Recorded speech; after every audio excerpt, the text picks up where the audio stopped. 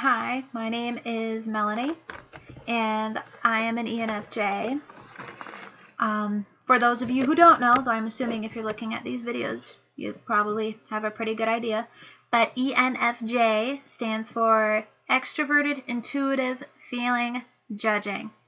It is kind of a rare personality type, only depending on the resource you go to, says 3 to 4% of the general population are ENFJs.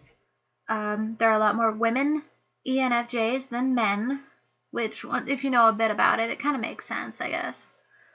So, the thing about ENFJ, I just wanted to introduce general ideas, and then for the first video, and then as I make more videos, I'll be able to tackle some more specific ideas, topics, things, depending on what I feel like I should talk about, or if you, my lovely viewers, hopefully you exist,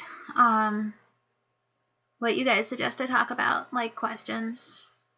So, generally as an ENFJ, and definitely true about me, myself, as a human individual, is I need people. If I'm not around people, I go kind of into like standby mode. My extroversion, my extroverted self, I recharge my batteries with social situations. Being around people makes me happy. Not being around people makes me not happy. Again, I go into standby mode. I have no energy to feed off of. I need people's energy to like fill my battery. So I need to talk, I need to communicate, I need to bounce ideas off of people, and that is what keeps my engine running. So if you don't feed me thoughts and ideas and words, then I'll just slowly go into like a mental comatose state of depression. But we also need people to be happy. I need people to be happy. Who doesn't love happy people, unless you're some misanthrope? I need people to be happy. Pretty much, I will, hopefully, maybe, literally, I'd take a bullet for you to be happy. I would rather not, but if that was the only way, then suit me up in a bulletproof vest and I'll see how it goes. But what's funny about that is that I need you to be happy, but I need you to like me. And I will like you indefinitely, so long as you do everything that I say, which sounds really bad and manipulative, but it's just, who doesn't like having people listen to them, really? It's like, I was looking at ENFJ memes on the internet, and it was, you should really take my advice. I have the best advice. It will, my advice will solve all your problems, just stuff like that, which I realize is very stereotypical ENFJ. I will solve all of your problems so long as you are like the magic pill. We'll solve all your problems if you just listen to us and do everything we say, which may or may not be true, but we like to think it is. And it comes from the goodness of our hearts. So another thing about ENFJs is we're very altruistic, usually. We have causes, we have a mission, we have a goal. Usually it's based off of an ideal that we have, something that we feel could be better, or things that we have to work towards, a mission, it's the underdog kind of story. We gotta build things up, make society better, make life better, make everybody happy. Again, more happy. Everybody would be happier if we all just got along, right? Some people, not all people. So, part of how this is reflected in me, in my personal story, is I went to school to become a teacher. I wanted to be a high school English teacher. I never went to high school, but I love that age group, and I love teenagers, and I think they're cool, they're awesome, they're like this little catalyst of possibilities, which is really like the best thing for ENFJs, is finding people who are catalysts, who can be worked with to bring change, to make a difference in the world. So I wanted to be a teacher. I went to school to be a teacher. I had this idea of teachers creating change in society one child at a time. The whole idealism thing. One child at a time, we can make a difference. Change happens from the ground up. And it's this golden statue on a pedestal. And then I got to know a lot of teachers, and I work in a school now, but I'm a special education paraprofessional. But I do talk to a lot of teachers, and I talked about wanting to be a teacher, and it did not meet my ideal standards. Many teachers are unhappy. Many teachers were idealistic about their expectations in the field. And then this gold statue that I held up of being a teacher, making a difference, making change, just got tarnished. And now it didn't live up to my expectations. It didn't live up to my ideals. And now I'm 29 and having a midlife crisis. So I need a new mission. But that's my problem, not yours. So another thing about ENFJs is that we are charismatic, apparently. People tend to like us in general if they don't think we're fake. And many people think that we are fake because we act differently in different social situations. We feel what the situation needs, and we will become the little missing puzzle piece into that puzzle of the social situation or the social structure or the social hierarchy. And we're just like, this spot needs to be taken, and I can finagle my way into being that, and that will be me. But the thing is, that piece changes based on who you're around and what the dynamic is. And so people look at us and they're like, who are you? What are you? We're chameleons. It's just, we can change our color. We can be restructured, but we're like clay. Like you can shape us into different things, but we're still clay.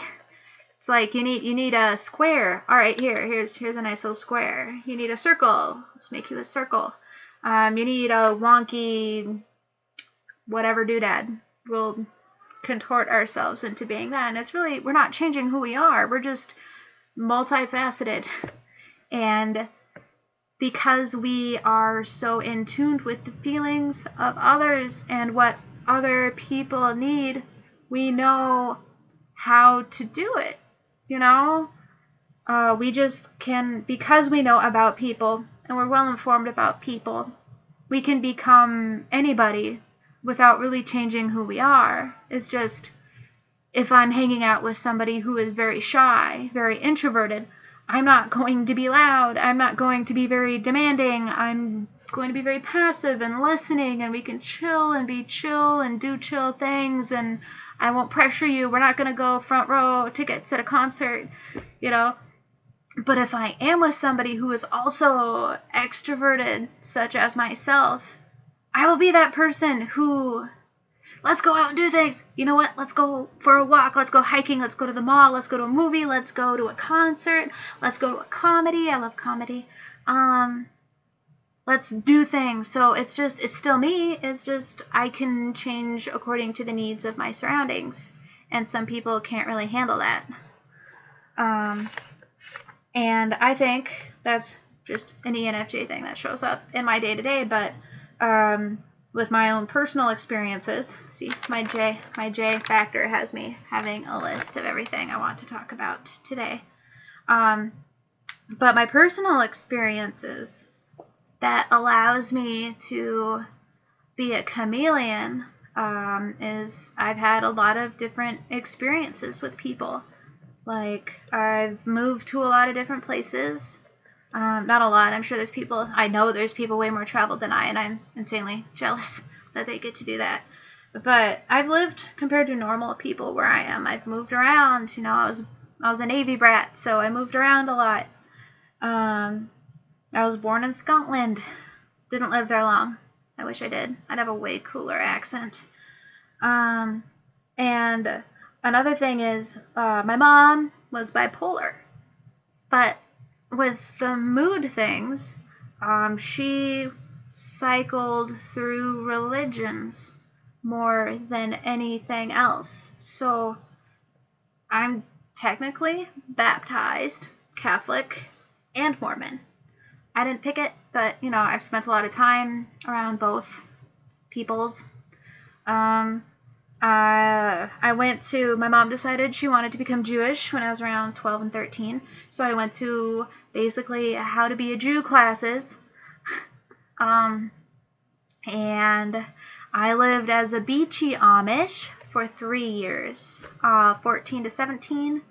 Beachy Amish, I'm not saying bitchy Amish, beachy Amish is kind of like Amish light, where you, I wore, you know, a little head covering and the cape dress and the Bible and a lot of volleyball. Went to church a lot, but, you know, with the Amish light thing is, you know, there's cars, there's electricity, stuff like that. So I lived like that for 3 years, and I got along with them. Great people. Loved it. Amazing. Like, I've lived in, like, first-ring suburbs. I've lived in Section 8 housing. I've lived in nice suburbs. I live in a basement now. So all these experiences of religions and social economic statuses and everything just gives me a whole perspective, a whole repertoire, a toolbox of kinds of people that I can become.